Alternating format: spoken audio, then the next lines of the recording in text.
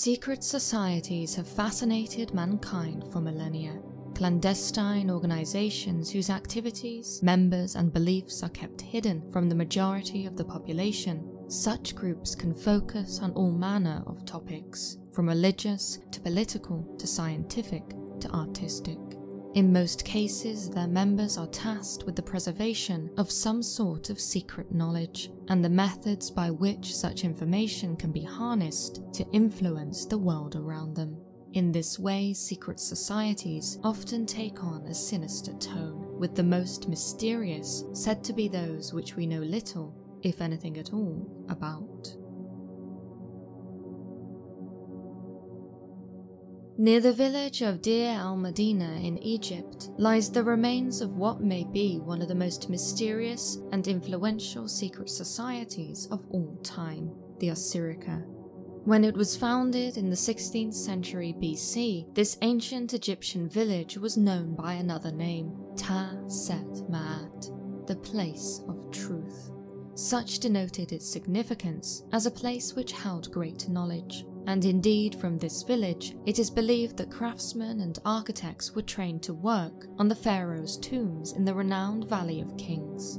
As these structures have a great many mystical and religious elements imbued within their construction, their work was both technical and spiritual. It was also highly secretive, as by this point the great wealth contained within older pyramids had been looted by grave robbers. As such, these craftsmen joined together to create a fraternity of shadows, to both preserve their technical knowledge and the secrets of the pharaohs. The Asirica, as the society was thought to have been called, safeguarded their knowledge by establishing a mystery school where initiates received a high level of education taught by the master craftsmen they would one day replace. Their great works now adorn many museums across the world. Yet, we know of but a fraction of their genius, with so much more waiting to be unearthed. After all, they were not merely craftsmen, but also highly spiritual people, whose name comes from their worship of the deity Osiris, the Egyptian god of fertility, life, and resurrection. As such, it was not just a work of art they believed they were producing, but something divine.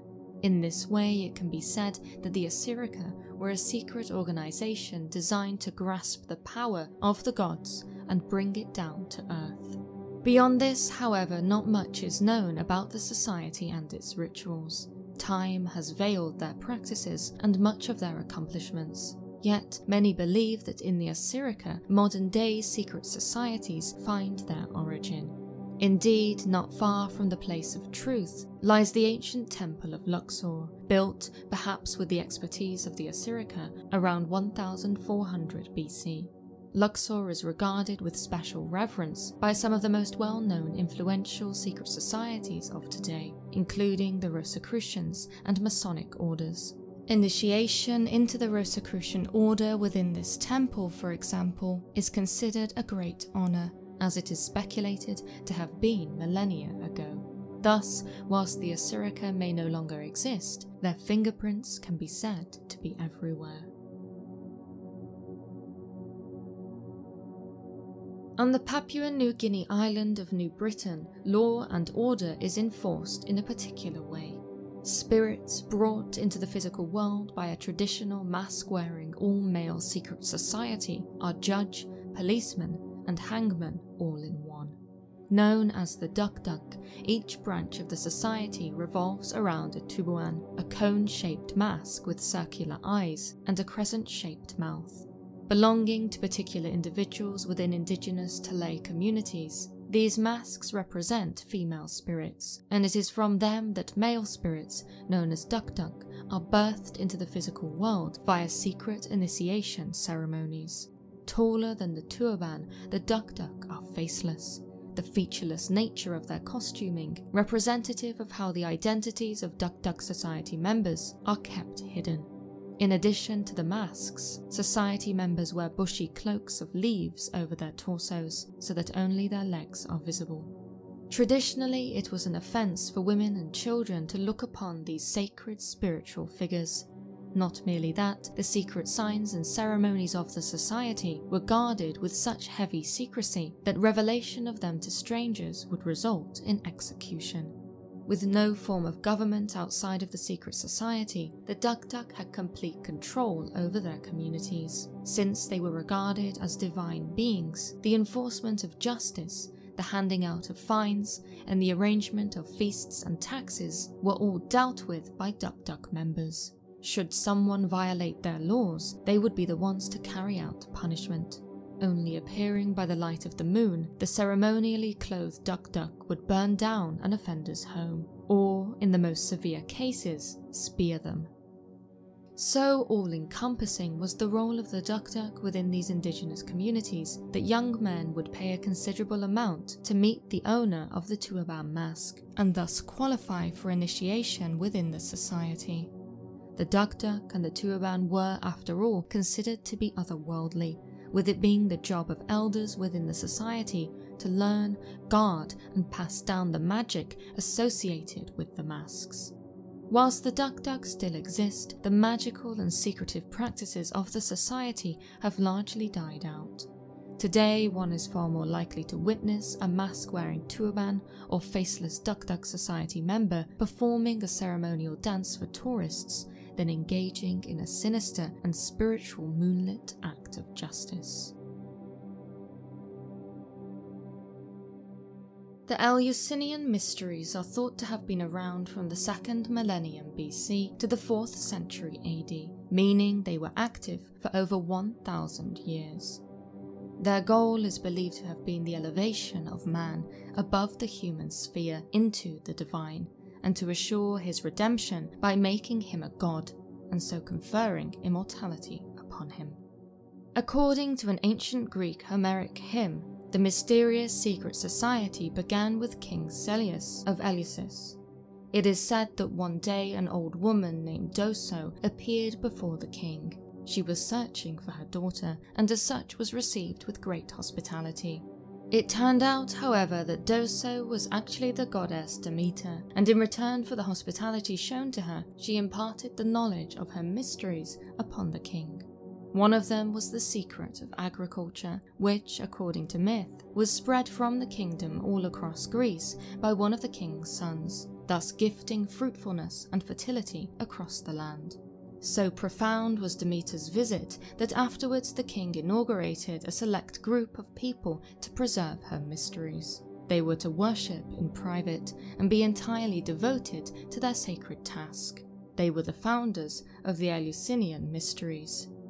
In time, however, King Celius's original group transformed, and the society became less exclusive. By the time of classical Greece, around 300 BC, only two things were required to be part of this secret organization: to be free of blood guilt and to be able to speak Greek. Men, women, and slaves were allowed to join in Demeter's mysteries. As such, throughout the ages, many did just that, with Roman emperors, including Augustus and Marcus Aurelius, even having boasted of being a part of this ancient sect. It was a mark of distinction that would serve to unite the most powerful families in the Latin and Greek world for hundreds of years. Many have wondered what the great appeal and secrets of the Alusinian Mysteries were. Nothing, however, was allowed to be written down. Everything depended upon oral tradition. This prescription against recording any of its secrets was rigorously enforced by the state, to the extent that ancient writers claim that a playwright named Diagoras was put to death for revealing its secrets in one of his plays. Today, many scholars believe that this captivating and elusive society was so successful because of a drink called kaikion. After an initiate abstained from food for a length of time and participated in various rituals to prepare their mind, a high priest would present this potion to them. It is speculated that this mysterious preparation contained powerful psychoactive substances and as such triggered profound spiritual visions. Mysteriously, no one has ever been able to replicate this drink, nor its effects. In this way, the truth behind the mysteries and how much influence they had over the world they lived in is more mysterious now than ever before.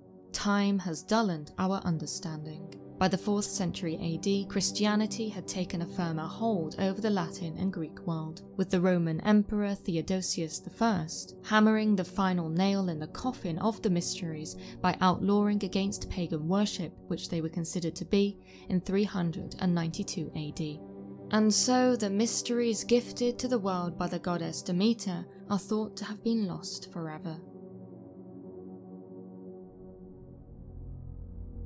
Hutzler is the Aztec deity of war and the sun. In pre-Columbian times, it was to him that the most sanguinary rites were offered. Said to be the offspring of a virgin impregnated by a plume of feathers which floated down from heaven, he was also the warrior guardian of much secret knowledge, with the snake he was commonly depicted as holding being the symbol of life.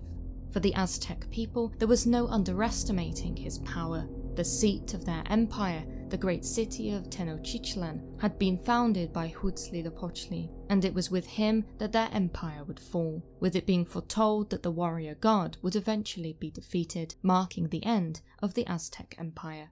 As such, there were many mysteries he could teach, with only the most dedicated of worshippers being allowed to have access to this sacred knowledge. In this way, those priests who knew his mysteries formed a secret brotherhood. What we know of their practices is very little. However, it is clear from the details recorded by early European visitors to the New World that initiation into this secret society of priests was by no means easy. Initiates had to be willing to stomach all manner of physical suffering, so as to prove their dedication to the warrior deity who they sought to dedicate their life to. Many candidates were said to have perished just in these opening stages of initiation. For those who survived, worse was to come.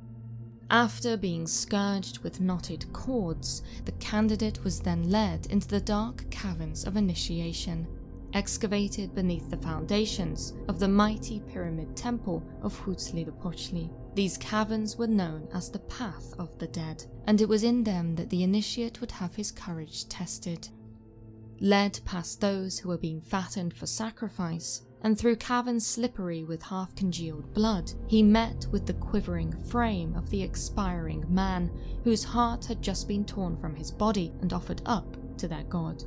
Such a journey of darkness represented the wanderings of their deity, and was thought to bring the initiate closer to understanding his mysteries.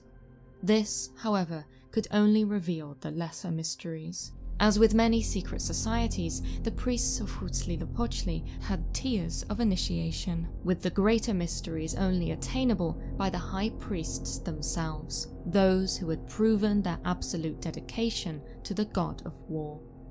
To qualify themselves, they had to gift Huitzilopochtli with a human offering. Afterwards, at midnight, and under severe obligations whose disregard entailed death, the most ineffable degrees of knowledge were imparted to them.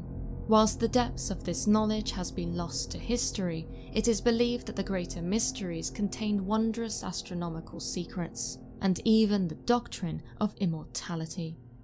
A god of war and sacrifice, Huitzilopochtli also possessed the very secret of life itself, with his priests the earthly guardians of this sacred knowledge. When it comes to secret societies, the veil of mystery is naturally thick. Yet it can be said that one occult organization is more mysterious than all the rest combined, and that its history is not merely rich but long, having been active for 2,000 years. In 268 BC, the Indian subcontinent acquired a new ruler, the Emperor Ashoka. The grandson of his dynasty's founder, he was known as Ashoka the Great, and styled himself as the beloved of the gods, an ideal universal ruler who championed the acquisition of knowledge, fairness, and animal welfare. A competent warrior, in the 8th year of his reign he conquered the Kalinga region. Victory, however, came at a terrible cost. 100,000 men and animals were killed in action, and many times that number perished as a consequence of the fighting. It is said that Asirica greatly regretted the suffering, and so, after the annexation, decided to wage war against war itself. Believing that knowledge and not violence was the hallmark of true power, he made efforts to spread Buddhism throughout the Indian subcontinent, determined to avoid future suffering by guiding intelligence away from evil and towards peace.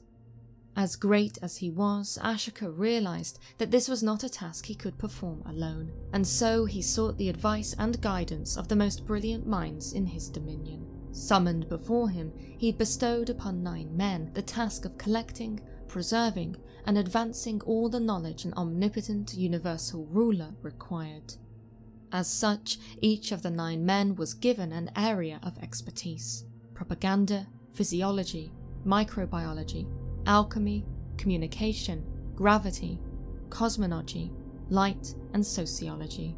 Believing that the ordinary man risked being corrupted by such knowledge, the identities of the 9 men were kept secret, as was their work, and indeed their very existence as a secret society. Thus was the origin of the 9 unknown men. Far from being a relic of ancient history, it is speculated that the 9 unknown men continued their work long after the death of Asirica the Great. The secret society was designed to be eternal. If a member was unable to continue his work, through death, disease, or otherwise, a successor of equal genius would be identified, approached, and initiated. The number of 9 was imperative. The society could continue, providing it had exactly 9 members at any given time. It is suggested that as the influence of the 9 unknown men spread, its membership expanded also, with great minds being sought from all across the world. Some of the most notable geniuses in history, including Isaac Newton and Albert Einstein, are even speculated to have been members of Asirica's 9 unknown men. What makes the 9 unknown men truly mysterious is the information the society is said to guard. The 9 disciplines which the 9 members represent are thought to encompass much secret knowledge, information that, if leaked, would be considered not merely enigmatic, but controversial and perhaps even dangerous. In terms of physiology, there is the forbidden knowledge of the touch of death, namely how to end someone's life with a single touch. This information, it is said, was indeed leaked and birthed the martial art of judo, which teaches a technique whereby seemingly non-lethal force applied to a pressure point is reputed to facilitate the instant demise of an opponent. As for what other knowledge the 9 unknown men possesses, it can only be speculated. Such is the shadowy nature of this society. Some of the most incredible conjecture includes the discipline of communication extending beyond the earthly, with it thought that the 9 unknown men guard knowledge relating to extraterrestrial communication with alien life forms, and that the discipline of alchemy includes the transmutation of metals, the most well-known form being the ability to convert base metals into gold. Whilst the truth can never be known, many do believe that the chain is unbroken, and that Asirica's 9 unknown men remain behind the curtain, continuing to influence the world from the shadows to this very day. Thank you so much for watching, and an extra special thank you to our members, who not merely support the work that we do, but help to decide the topic of this video also. You are much appreciated.